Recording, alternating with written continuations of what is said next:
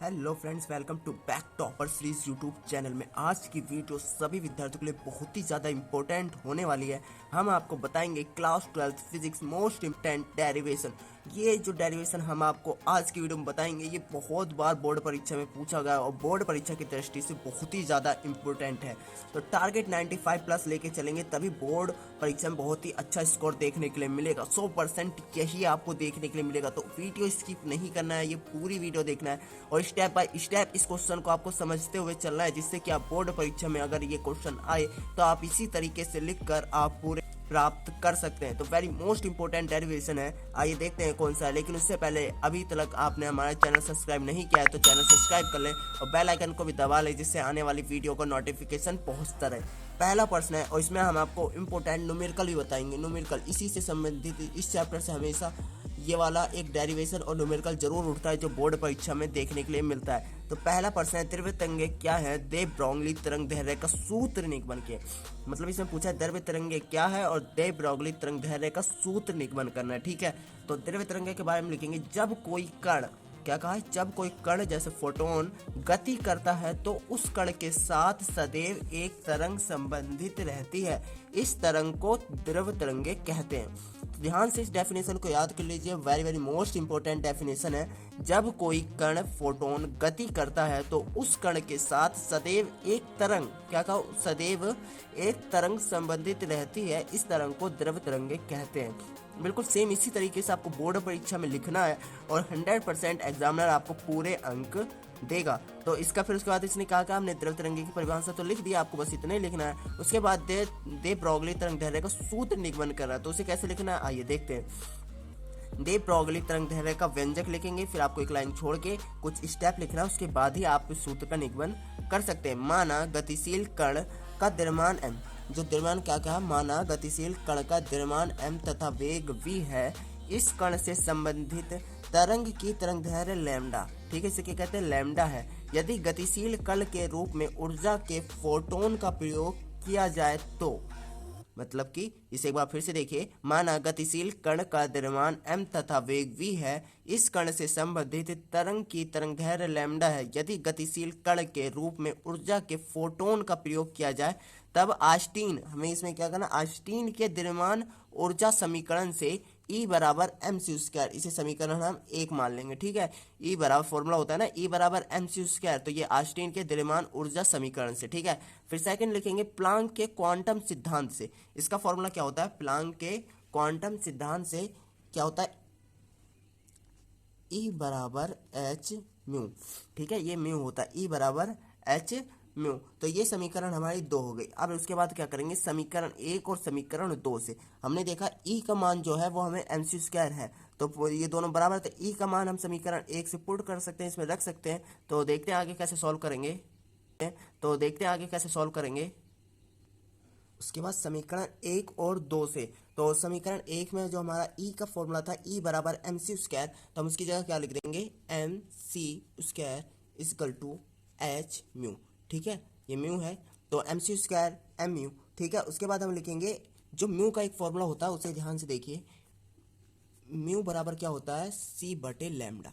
ठीक है, ये हमारा म्यू बराबर होता है सी बटे लैम्डा। तो इस म्यू के स्थान पे हम सी फॉर्मूला रखेंगे तो क्या आएगा, M C square equal to H multiply में सी लैम्डा। ठीक है, तो यहाँ पे इजकल टू के इस तरफ है तो क्या करेंगे, एक सी से एक स्क्वायर खत्म, तो हमारे पास जो वैल्यू बची वो क्या बची, एक यहाँ पे सी बचा है ना, तो हमारे पास वैल्यू बची M C equal to H बटे लैम्डा। ठीक है, क्योंकि ये तो कट चुका है हमारा सी। तो उसके बाद हम क्या करेंगे, लैम्डा बराबर एच बटे एम सी, ये हमारा लैम्डा निकल गया। ठीक है, तरंग दैर्घ्य निकल गई। उसके बाद हम, यदि फोटोन, बिल्कुल सेम आपको इसी तरीके से लिखना है बोर्ड परीक्षा में, फोटोन के स्थान पर विवेग वाले कण का प्रयोग किया जाए तो, फिर उसके बाद आपने लिखना है यदि फोटोन के स्थान पर, क्या कहा, यदि फोटोन के स्थान पर विवेग वाले कण, इसमें कहा विवेक वाले कण का प्रयोग किया जाए तो क्या बनेगा, तो हमारा बनेगा लैम्डा बराबर एच बटे एम वी। ठीक है, तो ये हमारा फॉर्मूला बनेगा। ठीक है, तो यही हमें प्रूफ करना था। या तो आप इस तरीके से लिख सकते हैं, या लैम्डा बराबर एच बटे पी। अब जहाँ पर उसके बाद लिखेंगे हम, जहाँ P बराबर क्या होता है, P हमारा क्या है, संवेग, तो P बराबर क्या होता है, एम वी। तो जहाँ हमारा P बराबर एम वी तो संवेग होता है। ठीक है, तो ये हमें सिद्ध करना था, तो हमने सिद्ध कर दिया। यही बिल्कुल सेम आपको बोर्ड परीक्षा में इसी तरीके से लिखना है। आप बोर्ड परीक्षा में 95 प्लस ला सकते हैं, बस आपको क्या करनी, मेहनत करनी पड़ेगी। और इसी तरीके से मोस्ट इंपॉर्टेंट ये डेरिवेशन था जो मैंने आपको बताया, बस आपको यही डेरिवेशन अच्छे से रिवीजन कर लेना है, प्रैक्टिस कर लेना, सेम इसी तरीके से कर लेना है। समीकरण हमें क्या करा था, समीकरण 1 और 2 से हमने वैल्यू पुट करी, तो M C square equal to H में, फिर हमने एक सी से सी काट दिया। तो ये बहुत से विद्यार्थी कंफ्यूज हो जाते हैं, तो बिल्कुल सेम इसी तरीके से आपको करना है। हम इंपॉर्टेंट न्यूमेरिकल देखेंगे जो बहुत बार बोर्ड परीक्षा में पूछा गया है। ये एक नंबर हमें देखने के लिए मिल जाता है, लेकिन बहुत से विद्यार्थी इसे छोड़ देते, तो हमें छोड़ना नहीं है। ठीक है, एक फोटोन की गतिज ऊर्जा 30 इलेक्ट्रॉन वोल्ट है, तो इसका संवेग ज्ञात करना, इसी पे आधारित सवाल है। तो इसका संवेग ज्ञात करने के लिए हमें क्या करना पड़ेगा, पहले गतिज ऊर्जा को हम कैसे प्रदर्शित करते हैं, ई के से, और इसकी वैल्यू क्या है हमारे पास, 30 इलेक्ट्रॉन वोल्ट है। ठीक है, और एक इलेक्ट्रॉन वोल्ट में कितना होता है, 1.6 इंटू 10 की पावर माइनस 19 होता है। ठीक है, तो हम क्या करेंगे, एक इलेक्ट्रॉन वोल्ट की वैल्यू पुट करेंगे, तो क्या आ जाएगा, 30 इंटू 1.6 इंटू 10 की पावर माइनस 19। ठीक है, ये हमने इलेक्ट्रॉन वोल्ट की वैल्यू पुट करी। ठीक है, अब हमें क्या निकालना है, इसमें पी निकालना है। क्या निकालना है इसमें, हमें पी निकालना है। तो एक फॉर्मूला होता है, बहुत से विद्यार्थियों को याद होगा, जिन्हें नहीं आते तो देख लें। पी बराबर क्या होता है, ई के बटे सी। ठीक है, जहाँ पे सी हमारा प्रकाश की चाल है, तो प्रकाश की चाल वो भी अभी उसकी वैल्यू देखेंगे, प्रकाश की चाल की वैल्यू क्या होती है। तो ई के की वैल्यू क्या है हमारी, 30 इंटू 1.6 इंटू 10 की पावर माइनस 19, और सी की वैल्यू होती है 3 इंटू 10 की पावर 8। ठीक है, तो ये होती है। तो हम क्या करेंगे, बहुत से विद्यार्थी काटने में कंफ्यूज होते हैं, तो इसे आपको क्या काटना है, पहले 3 से इसे काटेंगे, तो 3 10 कितना हो जाएगा, 30 होता है। ठीक है, फिर क्या करेंगे, ये 10 की पावर 8 प्लस में है, ये ऊपर जाके यहाँ क्या होगा, माइनस में जाएगा, तो माइनस 19 से हमारा माइनस 8 होगा, तो क्या हो जाएगा, माइनस माइनस प्लस होके माइनस का 27 हो जाएगा। ठीक है, लेकिन साइन माइनस का, तो हमारे पास जो वैल्यू निकल के आई वो क्या निकल के आई, P इजकल टू 16 इंटू 10 की पावर माइनस 27। पी की वैल्यू निकली वो 16 इंटू 10 की पावर माइनस 27 न्यूटन प्रति सेकंड। अब ये कि अगर हम पॉइंट है तो पॉइंट नीचे हटाएंगे 10 आ जाएगा, इस 10 से इसे हम इसे काट सकते हैं। ठीक है, तो जैसे मैं यहाँ पर आपको बता दे रहा हूँ, ये हमारे पास 10 बचा इंटू 1.6 है, तो एक पॉइंट हटाया 10 नीचे आ गया, इस 10 से ये घर, तो हमारे पास क्या बचा, 16 बचा, तो 16 लिख दिया, और ये हमारी पावर जब ऊपर गई तो माइनस का 27 है। तो यही हमारा आंसर है। Very very most important question था, ये बहुत बार पूछा गया है, तो आप इसे ध्यान से सॉल्व करें, ध्यान से देखें, इसी तरीके से बोर्ड परीक्षा में देखने के लिए मिलता है। हम नेक्स्ट क्वेश्चन देखेंगे, वेरी वेरी मोस्ट इंपॉर्टेंट है। प्रश्न 3 है, एक फोटोन के तरंग दैर्घ्य 1 नैनोमीटर है, तो इसका संवेग ज्ञात करना है।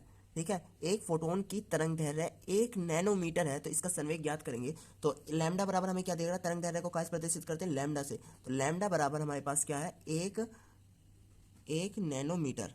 ठीक है, एक नैनो, एन से मैंने नैनो माना है। ठीक है, तो 1 नैनोमीटर, और 1 नैनोमीटर में क्या पावर होती है, 10 की पावर माइनस 9 मीटर होती है। तो हम क्या करेंगे, 1 इंटू 10 की पावर माइनस 9 मीटर में आ गया। ठीक है, मैं नैनोमीटर से मैंने उसे मीटर में बदला, तो 10 की पावर माइनस 9 मीटर में। ठीक है, फिर उसके बाद हमें क्या निकालना है, इसका संवेग ज्ञात करना है। तो संवेग ज्ञात करने के लिए पी होता है, पी से हम प्रदर्शित करते हैं संवेग को, तो इसमें हमें पी ज्ञात करना है। तो एक फॉर्मूला होता है, जहाँ पर फॉर्मूला होता है लैम्डा बराबर एच पी, लेकिन हमें तो क्या ज्ञात करना है, पी ज्ञात करना है। तो हम पी को इस तरफ ले आएंगे और लैम्डा हमारा नीचे आ जाएगा, हमारी जो वैल्यू आएगी वो पी इजिकल टू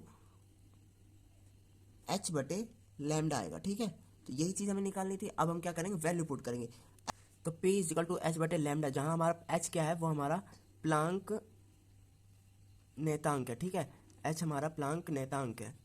तो प्लांक नेतांक की वैल्यू क्या होती है, पी इजिकल टू, प्लांक नेतांक की वैल्यू होती है 6.6 इंटू 10 की पावर माइनस का 34, और बटे में जो लैम्डा की वैल्यू है वो है हमारी 10 की पावर माइनस 9। ठीक है, तो हम इसे ऊपर ले जाएंगे, तो हमारी वैल्यू क्या हो जाएगी, माइनस 9 को प्लस ऊपर में जाएगा, तो क्या हो जाएगा, तो जो हमारी पी की वैल्यू निकलेगी, पी इजिकल टू 6.6 इंटू 10 की पावर माइनस की 25, इससे माइनस हो जाएगा, प्लस माइनस माइनस, लेकिन साइन हमारा माइनस कराएगा, तो कंफ्यूज नहीं होना किसी विद्यार्थी को। तो ये हमारे न्यूटन सेकंड में, ठीक है। तो यही हमारा आंसर है, मोस्ट इंपोर्टेंट क्वेश्चन था, तो यही आपको आंसर है। बिल्कुल बोर्ड परीक्षा में आपको ऐसे ही लिखना है। तो मैंने आपको 3 मोस्ट इंपोर्टेंट क्वेश्चन बताए जो हर साल बोर्ड परीक्षा में पूछे जाते हैं। तो आई होप आपको यह वीडियो बहुत ही ज़्यादा पसंद आई होगी। तो ज़्यादा से ज़्यादा इस वीडियो को शेयर करें, लाइक करें, सब्सक्राइब करें।